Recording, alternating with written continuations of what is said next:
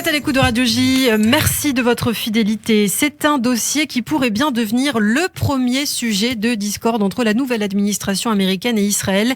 Je parle bien sûr du nucléaire iranien. Si le secrétaire d'État américain Mike Pompeo est actuellement à Paris, où il doit rencontrer aujourd'hui Emmanuel Macron, son prochain voyage prévu est Israël.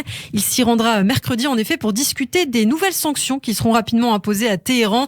Alors qu'on le sait, Joe Biden pourrait rapidement réintégrer l'accord international signé en 2015 et balayé par Donald Trump il y a 2 ans. Une situation complexe aujourd'hui qui intervient alors que l'Agence internationale de l'énergie atomique, l'AIEA, a une nouvelle fois épinglé Téhéran la semaine dernière pour non-respect de ses engagements qui avaient été pris par la République islamique justement dans le cadre de cet accord conclu en 2015. Retour donc ce matin avec vous Christophe Dard sur ce dossier brûlant.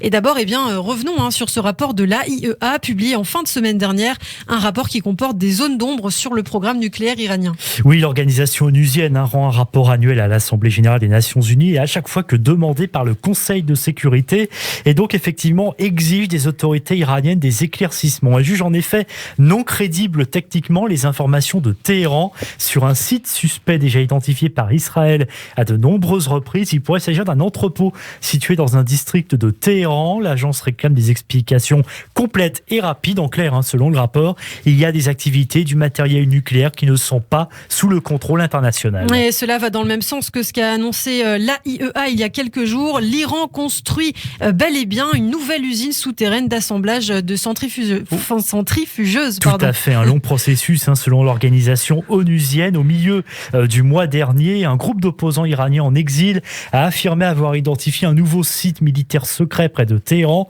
qui pourrait abriter un centre de test pour le développement du programme nucléaire suite à l'explosion survenue en juillet dernier sur le site nucléaire de Natanz. La République islamique avait assuré qu'elle construirait un nouveau complexe plus sûr situé dans les montagnes. Bon, alors une question, Christophe, qui me turlupine. Où en est-on concrètement concernant l'enrichissement d'uranium ? Est-ce que Téhéran continue à accumuler de l'uranium faiblement enrichi ? Oui, et même en très grosse quantité. Dans son rapport de la semaine dernière, l'AIEA révèle en effet que la quantité d'uranium faiblement enrichi dépasse désormais de 12 fois la limite autorisée. Elle atteignait à la date du 2 novembre 2442,9 kg, alors que la limite autorisée est d'un peu plus de 202 kg. Et dans le précédent rapport, qui lui remontait à septembre, là d'ailleurs où l'Iran avait autorisé des inspecteurs de l'AIEA à se rendre sur 2 sites suspects, le stock était de 2105 kg, ce qui veut dire donc qu'en 2 mois, on a gagné 300 kg. C'est 300 kg en plus d'uranium faiblement enrichi. En juin, le stock était 8 fois supérieur à la limite autorisée. Il était de 5 fois supérieur en mars. Donc on voit tout au long de l'année, progressivement, de manière vraiment rapide, en seulement quelques mois, ces taux d'uranium qui augmentent de manière incontrôlée. Et le rapport justement dont on parle, qui montre que l'Iran ne respecterait pas ses engagements, est d'autant plus inquiétant que le mois dernier aussi, Téhéran avait déclaré que l'embargo des Nations Unies sur ses armes était levé. Tout à fait. Malgré le souhait des États-Unis de le prolonger, Téhéran a en effet le 18 octobre déclaré que l'interdiction qui visait notamment la vente d'armes et d'équipements militaires lourds à Téhéran avait expiré selon l'accord international sur le nucléaire iranien.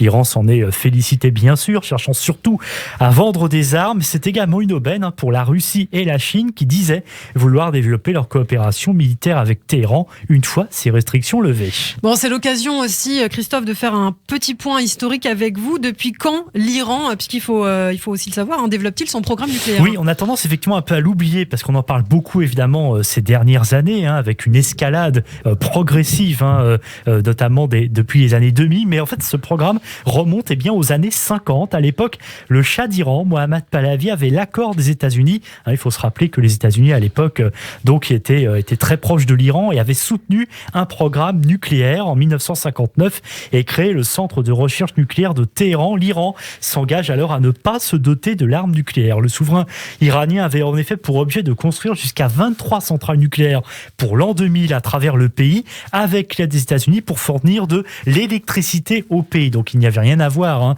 avec une éventuelle bataille, nucléaire, militaire. C'était vraiment plus pour fournir de l'électricité à un pays qui en avait besoin. Et d'ailleurs, le Shah d'Iran a été conforté puisque le choc pétrolier de 1973 y avait en effet convaincu, comme de nombreux dirigeants d'ailleurs à l'époque, que les cuves de pétrole seraient bientôt à sec. sec et que le nucléaire serait l'énergie de l'avenir. Alors ensuite, bien sûr, on sait ce qui s'est passé, la chute du Shah, la révolution islamique de 79, le programme est temporairement arrêté, puis il est remis en route avec l'assistance de la Russie au début des années 90 à la suite des 8 années de guerre contre l'Irak. Et en fait, à partir de là, Ilana, l'escalade ne s'est jamais arrêtée jusqu'à la signature de ce fameux accord international à Vienne en 2015, censé limiter le programme nucléaire. Et ce n'est donc pas le cas, comme le montrent les rapports successifs de l'AIEA. Pourtant, l'une des premières décisions de l'administration Biden serait de réintégrer cet accord dont les États-Unis, on l'a dit en avant-propos, sont pourtant sortis en 2018. Oui, il y a 2 ans, en effet, Donald Trump décide de sortir de l'accord signé avec l'Allemagne, la Chine, la France, la Grande-Bretagne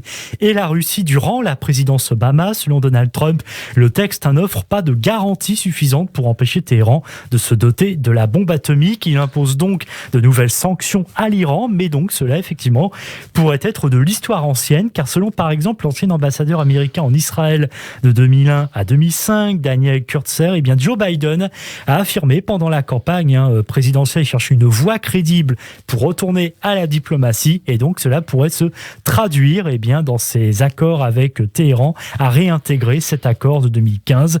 Et il a prévu d'ailleurs, Joe Biden, quoi qu'il arrive, d'en discuter avec Israël. Et d'ailleurs, comment ne pas évoquer Israël quand on parle de l'accord sur le nucléaire iranien, puisque cette position inquiète aussi particulièrement l'État juif. Cela signifierait en fait du même coup la levée des sanctions et donc moins de contrôle sur ce que fait l'Iran, en tout cas si cet accord est maintenu. Et le ministre israélien des implantations a d'ailleurs évoqué au début du mois que le retour des États-Unis dans l'accord sur le nucléaire iranien pourrait entraîner tout simplement une guerre entre l'État juif et l'Iran. L'Iran également qui observe de près l'évolution de la situation, car en mai va se dérouler la présidentielle.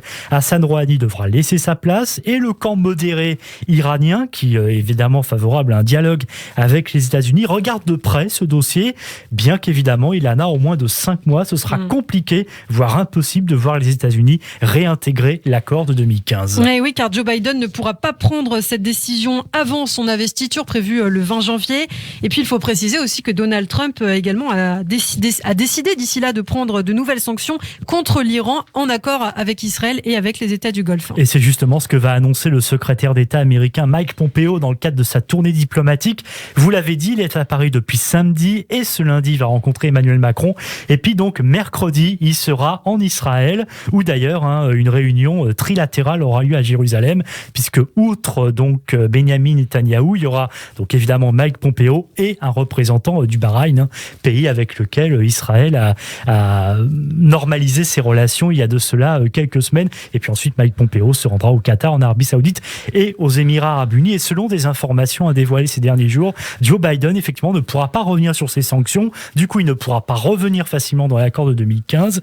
Et parmi ces sanctions qui pourraient être imposées, parce qu'elles sont quand même importantes, il y a le programme au développement de missiles balistiques, le soutien aux groupes terroristes par l'Iran comme le Hezbollah bien sûr, et puis la violation des droits de l'homme. Elle pourrait donc être ciblée par ces nouvelles sanctions. Oui, des sanctions qui seront dans la lignée de la pression exercée par les États-Unis sur l'Iran aussi ces derniers mois. Oui, au début du mois dernier, Washington a annoncé des sanctions contre 18 banques iraniennes, les principales du pays. En août, Donald Trump avait annoncé que les États-Unis allaient activer le snapback. En fait, c'est un mécanisme qui permet aux États-Unis de se prévaloir de leur participation initiale à l'accord sur le nucléaire iranien passé entre Téhéran et les grandes puissances, ce qui est donc le cas, pour obtenir une réimposition automatique de toutes les sanctions préexistantes. Et puis enfin, en juin, les sanctions américaines contre le transport maritime entraient en vigueur. Merci Christophe Dard pour toutes ces explications sur l'accord donc sur le nucléaire iranien. On suivra bien sûr l'évolution de ce dossier sur Radio J. On a donc bien compris ce matin qu'avec les nouvelles sanctions imposées par Donald Trump très prochainement contre la République islamique et les conclusions accablantes du dernier rapport de l'AIEA qui prouve que l'Iran ne respecte pas ses engagements, cet accord donc sur le nucléaire est très fragile et Joe Biden aura donc beaucoup de mal à y faire revenir les États-Unis. Et je crois qu'en Israël, on peut quand même s'en réjouir.